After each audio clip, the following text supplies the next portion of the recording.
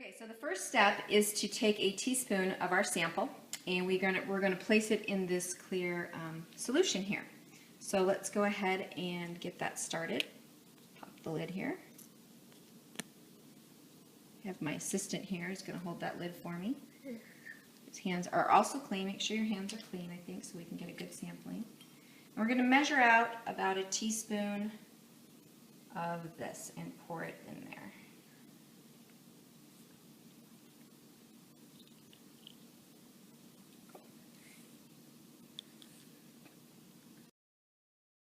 So after you get your sample in there, we are going to go ahead and all you do is really, you just turn it upside down.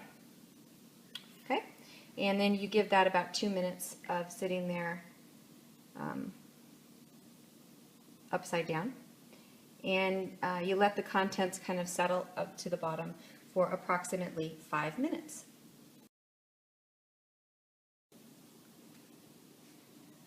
So now that the 5 minutes has elapsed, you can see that there's a water and that the actual food particles have settled to the bottom. We're going to take 10 drops out of that part of the water to put in our test tube. I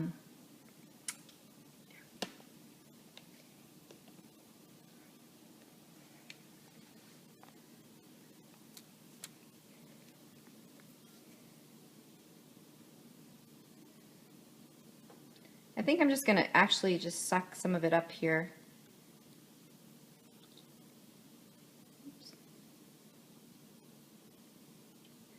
Okay, and then from that, we take our test tube and we drop 10 drops in there.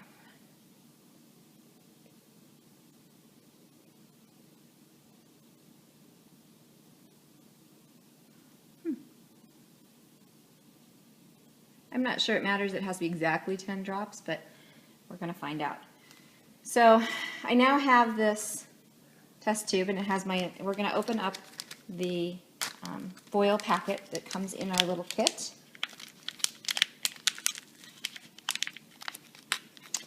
And we are going to remove it.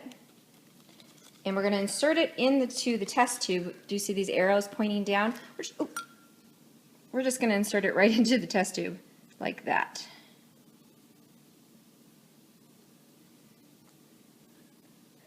And it slowly, you can see it's kind of getting wet, or the stick is getting, it's sucking up the wetness so that it's going to give us a little reading as to the levels of gluten, which we all know Bob's Red Mill will have no gluten, so I'm not worried about this. It's more an experiment than anything. So our 10 minutes has elapsed, and we are going to take out the little blue strip here.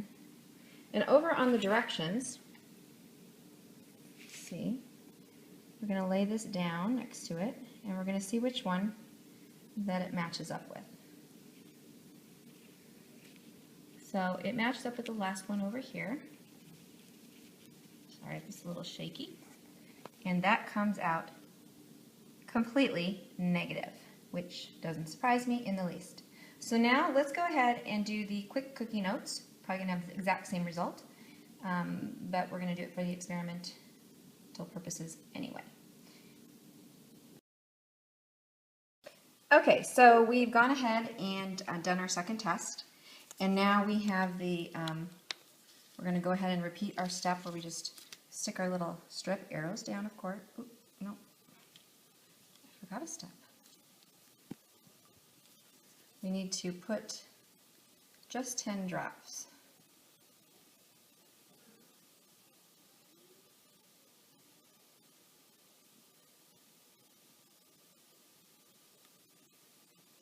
Okay.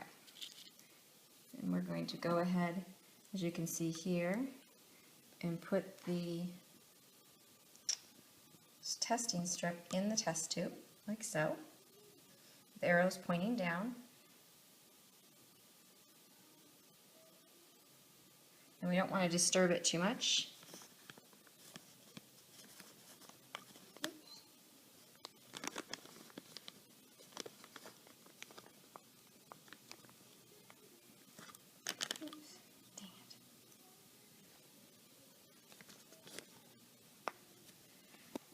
Okay, so now it's stable, and we are going to let that soak, get all soaked up there. And in about 10 minutes, we should have our results on our quick cooking oats from Bob's Red Mill. So as you can see, it is negative, and we give a big thumbs up to Bob's Red Mill. This is our second sample of Bob's Red Mill. This was the quick cooking oats. So what is the deal with celiac disease in oats? Check out my blog post below if you want to know more information about it.